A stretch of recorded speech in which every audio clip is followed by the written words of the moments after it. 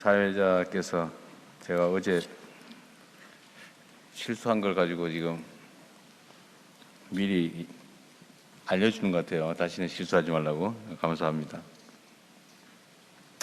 자, 오늘 업무 보고 첫 순서는 글로벌 외교안보 강국의 도약을 이끌어가는 외교부, 통일부, 국방부, 본부입니다. 지금은 국제질서의 격변기입니다. 그렇기 때문에 책임과 역할이 더욱 막중해진 부처들이 바로 이 4개 부처라고 생각됩니다. 우리 대한민국의 대도약 그리고 지속적인 성장, 거기다 국민들의 더 나은 삶을 위해서는 한반도의 평화와 안정이 가장 중요합니다. 우리가 가끔씩은 매우 중요한 문제인 안보 문제를 잊어버리는 경우가 많습니다. 너무 중요하기 때문에 잊어버리는 거죠. 그러나 평화가 깨졌을 때 어떤 상황이 벌어지는지를 우리는 이미 가까운 과거에 경험했습니다. 그뿐만이 아니라 이 평화가 아니라 적대적 대결이 이 사회, 이 한반도를 지배할 때 어떤 상황이 벌어지는지는 가장 최근에 또 경험했습니다. 평화와 안정은 아무리 강조해도 지나치지 않습니다. 모든 것의 기초가 바로 평화와 안정이다라고 생각됩니다. 전에 우리 통일부 장관께서 말씀하셨던 건데 평화가 밥이죠. 평화가 곧 경제입니다. 그런데 또 한 가지 중요한 게 있어요. 이 4개 부처와 관계된 얘기인데 이 두 가지 영역이 워낙 중요하다 보니까 정치적 논쟁의 주제가 되는 경우가 많아요. 통상적으로 보면 외교 안보 정책들은 정쟁의 대상으로 삼지 않는 게 대부분의 선진국들의 상황이죠. 그런데 우리는 안타깝게도 가장 중요한 외교 안보 문제들이 정쟁의 대상이 됩니다. 그래서 사실은 이런 말씀 한번 드리고 싶은데 우리가 이념과 가치를 각자 가지고 있습니다. 사람들마다 다 다르죠. 또 집단적으로 또 대립하기도 합니다. 근데 각자가 가지고 있는 이념과 가치를 타인에게 강요하는 건 쉽지 않습니다. 그는 일방적인 지배를 하고 있을 때도 일시적으로만 가능하죠. 그게 영속적이지 못해요. 타인의 이념과 가치, 이상들을 이제 억제시키고 나의 이상과 가치, 이념을 관철해내겠다고 마음먹으면 필연적으로 대결하고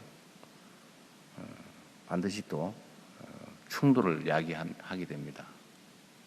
근데 저는 그런 생각을 합니다. 이게 각자가 가진 이념과 가치를 당연히 잃지 말아야 되겠죠. 비전이나 목표로 가지고 있기도 합니다. 그런데 자신이 가진 이념과 가치를 실현하는 방법은 요란하게 주장하고 상대에게 삿대질하면서 압박을 할 때 내 이념과 가치, 지향이 실현될 수 있을까? 뭐 잠깐은 될지 모르죠. 필연적으로 반발을 부릅니다. 나의 이념과 가치, 지향을 실현하는 길은 최대한 상대를 설득하는 거예요. 저항을 최소화하고 양보하기도 하면서 상대가 수용하게 하는 것. 물론 뭐 적대적인 상대를 설득하고 수용하게 하는 건 쉽지는 않아요. 그러나 그 중간쯤도 있죠, 세상에. 그래서 주장하고 실현하는 것은 좀 다르다. 근데 이게 그 한 공동체의 운명을 책임지고 있을 때와 또 반대쪽에 있을 때 또 달라요. 반대쪽에 있을 때는 책임이 크지 않기 때문에 결국 주장할 수밖에 없기도 하고 또 주장하는 게 유효하죠. 그런데 사회 공동체 전체의 운명을 책임지고 있는 권한을 가진 상태에서는 사실은 주장보다는 실천이 중요합니다. 실현해야죠. 근데 그 실현의 길은 야당일 때만 좀 다르다. 책임이 적고 주장이 유일한 또는 주요 수단인 상황하고 책임보다 권한을 가진, 책임만큼의 권한을 가진 입장은 또 다르다. 그럴수록 더 낮게 목소리를 내기보다는 행동을 하는 것으로, 주장을 하는 것보다는 결과로 책임지는 게 중요하겠다, 그 생각을 합니다. 우리 외교부가 요새 고생이 많죠. 이 정상회담이 워낙 또 많고 또 해외 정상들 방문도 많이 있습니다. 또 해외 출장도 많다 보니까 외교부가 많이 힘들 거예요. 그래서 제가 며칠 전에도 말씀을 드렸는데, 이 외교라고 하는 게 어찌 보면 별로 형식적이기도 하고 실효성이 과연 있나 싶기도 하고 그런 생각이 들기도 하지만, 조금만 자세히 들여다보고 준비를 잘하고 정성을 다하면 완전히 새로운 결과를 만들어낼 수 있는 게 외교 영역이라고 생각됩니다. 사실 저도 우리 대한민국의 국정에서 매우 큰 권한을 가지고 있는데, 저의 예를 들면 민감한 문제에 대한 최종 판단은 아무래도 정서적인데 영향을 받지 않을 수가 없어요.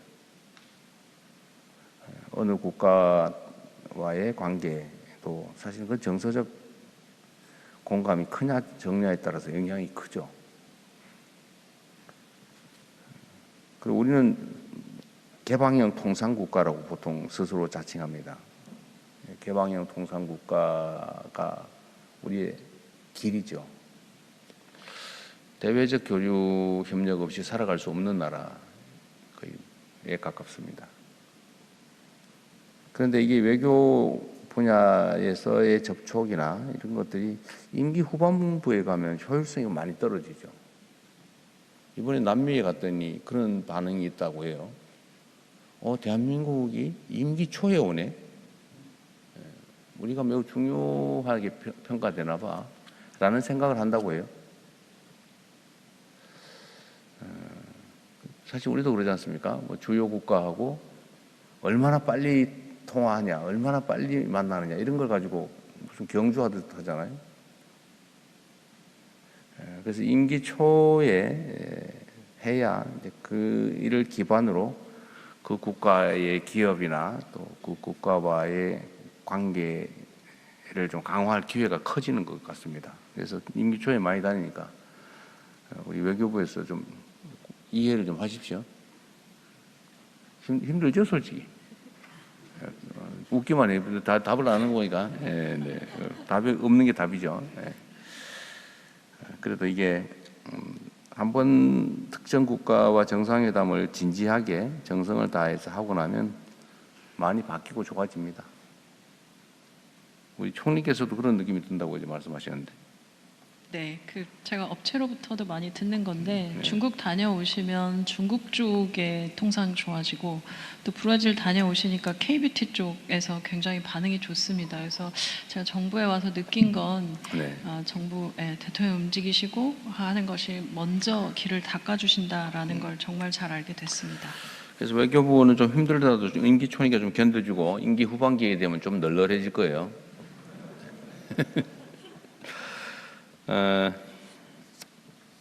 그리고 외교부가 여러 가지 일들이 많은데, 제가 요새 이제 교민 간담회도 많이 하고 외교 공간이 얼마나 중요한지를 자주 강조 말씀을 드립니다.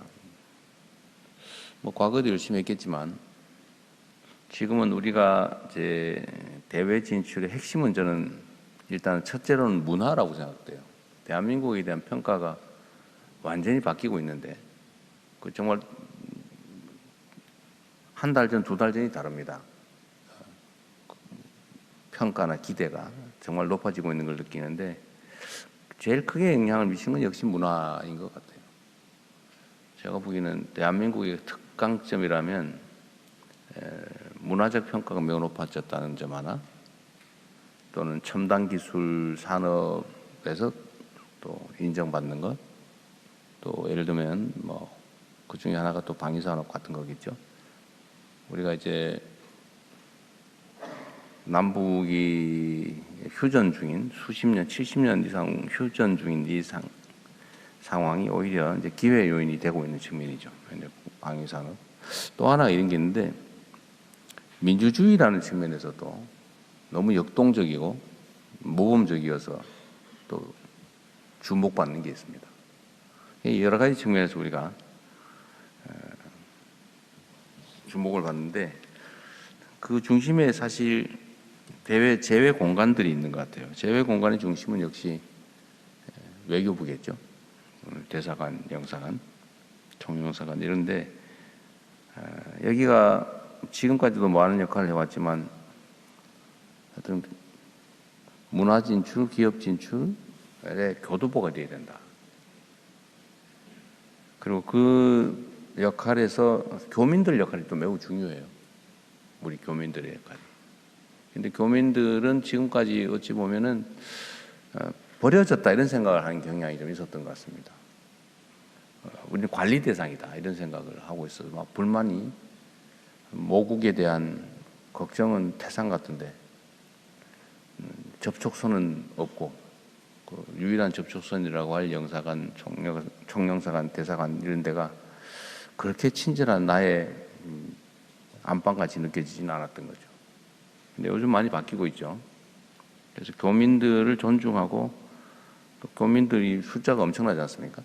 또 동포들 제외 국민 합치면 700만에서 750만 뭐 이렇게 얘기하고 있는데, 제외 국민만 한 200만 명 넘죠. 투표권을 가진. 그러니까 엄청난 숫자입니다.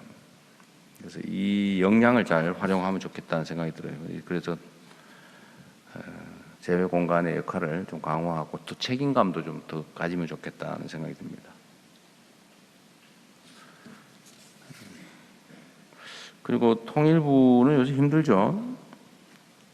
메아리 없는 함성 지르는 느낌 같을 거예요, 아마. 그런데 어떡하겠어요? 예를 들면 뭐 반응도 없고, 뭐 가끔씩은 안 좋은 반응도 생기긴 하지만, 어쨌든 우리가 결코 떨어질 수 없는 불가피한 뭐 이웃이라고 하기도 그렇고, 하여튼 뭐 그런 옆에 있는 거 아닙니까?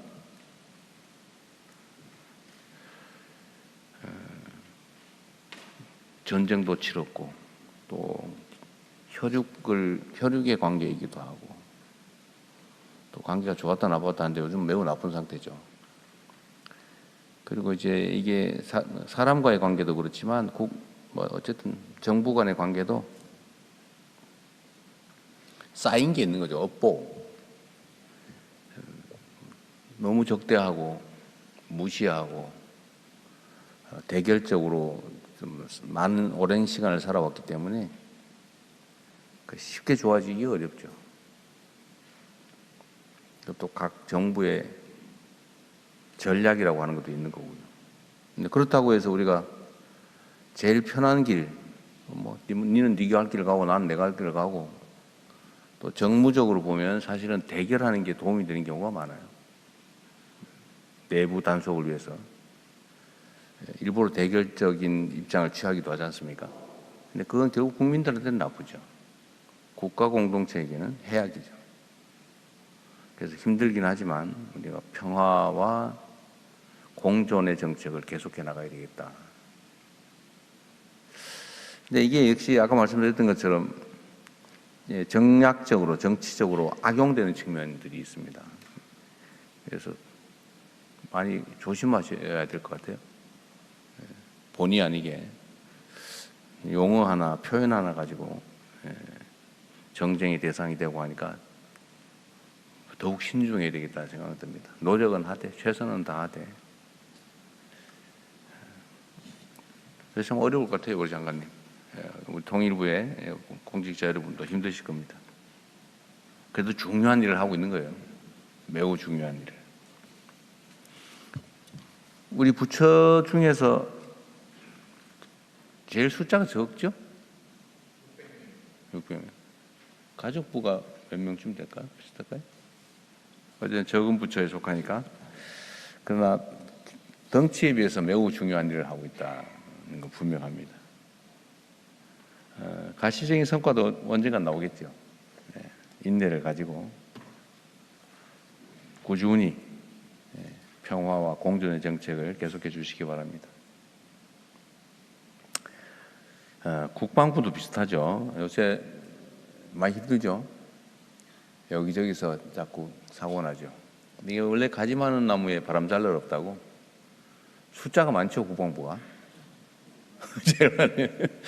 엄청 많죠. 다른 부처에 비하면 직할 인원이 엄청나게 많습니다. 그 구성원도 다양해서 이런저런 온갖 일들이 벌어지죠. 역시 이 국방도 그렇습니다. 이 국방이 가장 중요하죠. 우리 사회 공동체, 국가 공동체의 유지가 기본이죠. 이 공동체가 깨지면 잘 살아보셔도 없습니다. 공동체 자체를 지켜내는 것, 안전보장이죠. 안보. 가장 중요한 일이고 그 중에 핵심이 바로 국방이죠. 외부의 침략으로부터, 외부의 공격으로부터 국가를 지키는 물리력, 최종 물리력, 이게 국방인데 매우 중요한 만큼 또 한편으로는 경시되기도 합니다. 제가 전에도 한번 이런 얘기를 했는데 그 옛날 얘기인데요. 맞나 안 맞나 잘 모르겠어요. 원래 옛날에 쓰던 무기 중에 화살 중에 뽕나무 화살이 최고라면서요. 화살 중에는 뽕나무 화살이 제일 성능이 좋고 다음이 대나무 화살이고 그렇대요. 그래서 나라를 만들고 처음에는 화살 몇 대가 필요하고 병사 몇 명이 필요하고 이렇게 분기도 세고 이래가지고 돈도 많이 들고 해서 무기고에 뽕나무 화살을 새로 만들어가지고 쫙 보관을 해놓는 거죠. 전쟁이 안 나요. 계속 확인도 하고 있는데 이 뽕나무가 썩잖아요. 그럼 다시 만들어가지고 갖다 놔야 돼요. 이게 돈이 많이 드니까 어느 날 대나무로 살짝 바꿔가지고 갖다 놓고 다음 계속 뭐 소위 요즘 말로 하면 군기검열이라고 합니까? 뭐 그런 것도 하고 보니까 다 있어요. 또 전쟁도 없고 뭐 평화가 계속되고 하니까 꼭 뭐 대나무로 해야 되나? 어차피 썩어서 바꾸는 거 비슷한 갈대로 이렇게 보기는 똑같으니까. 그래도 세월 지나고 그러다 보니까 굳이 하나 이래가지고 어느 날 전쟁이 딱 벌어져가지고 진짜 가서 한번 쏠라고 보니까 아무것도 없어요. 그 갈대조차도 뭐 굳이 만드나 이래가지고 빈 창고였다는 거죠. 이 국방이 그럴 가능성이 많은 영역이죠. 그래서 과거 한때는 부정부패도 많고 돈은 엄청나게 들어가고 안 할 수는 없죠. 근데 진짜 막상 필요할 때 보니까 없더라 아무것도. 우리가 그런다는 얘기 전혀 아닙니다. 그럴 염려가 있는 영역이죠. 그래서 군 내에서는 이게 병사들을 마치 자기의 개인 사유물처럼 막 부려먹다가 사고 나기도 하고 막 괴롭히다가 무슨 사고사 누군가 자꾸 죽어가기도 하고 여튼 이런 일들이 있었는데 지금은 아니죠 전혀. 자주국방이라고 하는 우리 대한민국의 가장 최고의 목표죠. 하나의 국가가 스스로를 지키지 못한다. 스스로의 힘으로 지키지 못한다. 그 결격이죠, 결격. 스스로 지켜야죠. 어떤 외부의 도움도 없이 우리 스스로의 힘으로 지켜나가는 자주국방은 우리의 가장 큰 과제다. 그리고 당연히 주권의 일부인 군 지휘권도 스스로 행사해야 되겠죠. 당연히. 국군이 군 통수권자인 대통령의 명령을 받는 국방부 장관의 지휘를 받지 않는다. 뭐 있을 수 없는 일이 아닙니까? 이 정상화도 우리가 해야 될 중요한 과제인 것 같아요. 그리고 국방부가 노력을 많이 해주셔서 저는 제일 큰 변화가 그런 것 같습니다. 군내 자살자 수가 거의 절반 이하로 줄었다고 하죠. 몰라요? 군내 자살자 수가 그때 제가 통계를 보니까 엄청나게 줄었더라고. 재작년에 비해서 작년이 많이 줄었죠. 작년에 줄었습니다만 최근에는 약간 좀 증가하는 추세를 좀 보이고 준 있습니다. 상태에서 약간 늘어나는 거죠. 그렇습니다. 과거에 비하면 많이 줄었고 준 상태에서 지금 약간 또 늘어나는 그런 정도일 겁니다. 어쨌든 그것도 매우 큰 변화예요. 부패 비리, 부정부패 얘기도 요즘 많이 줄어들었고. 근데 이제 군기 문제가 좀 발생하는 것 같죠. 아무래도 네. 숫자가 많다 보니 그런데, 근데 그걸 잊어버리면 안 됩니다.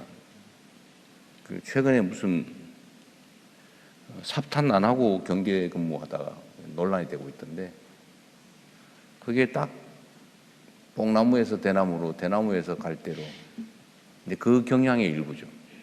뭐 설마 뭔 일이 있겠어? 혹시 삽탄하고 있다가 실수로 뭔 사고 나느니 차라리 빼놓자. 금방 꽂아서 대응하면 되지. 이런 생각을 했을 가능성이 많죠. 사실 그게 틀리지 않아요. 일상적인 삶에서는 틀리지 않습니다.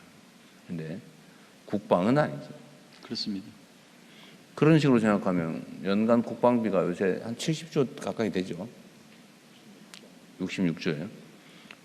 그 엄청난 금액을 사실은 뭐 설마 전쟁이 나겠어? 그러면서 지출 그 아깝게 왜 해? 하는 생각이 할 수도 있죠. 그 말이 안 되죠. 있을 수 없는 일이라고 생각합니다. 네. 그래서 군기 문제는 거의 하나씩 후퇴하면 나중에는 화살 창고에 화살이 한 개도 없는 상황이 올 수도 있습니다. 어쨌든 전체적으로는 매우 훌륭하게 잘 유지되고 있어요. 그러나 그 작은 틈새도 없으면 좋겠다는 게 아마 우리 국민들의 여론이 아닐까 싶습니다. 만전을 기하겠습니다. 그리고 우리 보훈부도 요새 열심히 잘하고 계십니다. 이게 특별한 희생의 특별한 보상이라고 하는 게 사실은 잘 안 지켜졌죠. 제가 제일 가슴 아프게 생각했던 게 독립운동하면 3대가 망하고 친일하면 3대가 흥한다. 그게 실제 현실이었죠. 국가와 공동체를 위해서 특정 개인들이 희생을 치르면 그에 대해서 똑같이 보상 못 해주더라도 잊어버리지는 말아야 되고 최소한 무시나 멸시가 아니라 존중해 줘야 되는데 이게 대한민국 근대사의 일부 안타까운 부분이기도 하죠. 어쨌든 독립운동한 사람들 또는 그 후손들이 학대를 당한 측면이 있단 말이에요. 존중이 아니라 학대나 멸시를 당한 측면이 없지 않죠. 그리고 나라를 매국했던 또 그들이 승승장구했던 현상도 사실 있었습니다. 그러면 이제 다음 우리 공동체가 어떤 위기에 처했을 때 누가 나서겠어요? 아마 누가 나서면 그 자식들이 그럴 거예요. 아버지, 어머니 미쳤습니까? 우리 망하게 하려고 그러는 거예요. 이렇게 할 가능성이 많잖아요. 그래서 이제는 우리가 경제력도 충분하고 또 사회도 많이 정상화되기 때문에 우리 모두를 위해서 특별한 희생을 치른 독립지사든 아니면 뭐 전쟁에서 희생된 사람들이든 또는 우리 국민들의 생명 안전을 지키기 위해서 희생을 한 사람들이든 또 이 나라 민주주의를 위해서 치열하게 싸웠던 분들이든 어쨌든 우리 모두를 위해서 희생한 사람들에게 상응하는 예우, 보상, 대우가 있어야 되겠다. 그걸 보건부가 맡고 있는데 요새 너무 열심히 해가지고 이거 예산이 좀 문제가 되지 않을까 하는 걱정이 들 때가 가끔씩은 있어요. 그래도 예산 부처하고 잘 협의해서 필요한 일들을 해나가시기를 바라고, 어쨌든 보건부도 열심히 잘하고 계십니다. 자, 업무 보고도 지금 시간이 그리 많지가 않아서 준비하느라 고생했을 겁니다. 휴가도 못 갔다는 소문이 많던데 업무 보고 끝나면 휴가 꼭 가세요. 장관님들도 가세요. 가야 차관님도 가고 실장도 가고 국장도 가고 그러지. 그리고 우리 국민참여단도 많이 참여해 주셨는데 어제 보니까 우리 멀리서 온 분들이 많더라고요. 이따가 의견 내실 때 가급적이면 모두에 관한 이야기, 민원 얘기를 하는 분, 민원에 가까운 얘기를 하는 분도 가끔씩 계셔서, 그리고 여기는 업무 보고 받는 자리니까 나한테 묻지 마세요. 그리고 요약해서 짧게 해주면 다른 멀리서 온 분들이 말할 수 있는 기회가 좀 많아질 것 같아요. 좀 배려도 좀 부탁드립니다. 네, 이제 시작하시죠. 감사합니다. 대통령님의 모두 말씀이 있었습니다. 이어서 부처 업무 보고를 진행하겠습니다. 이번 업무 보고는 총 4개의 세션과 국민 참여단의 질의응답으로 진행될 예정입니다.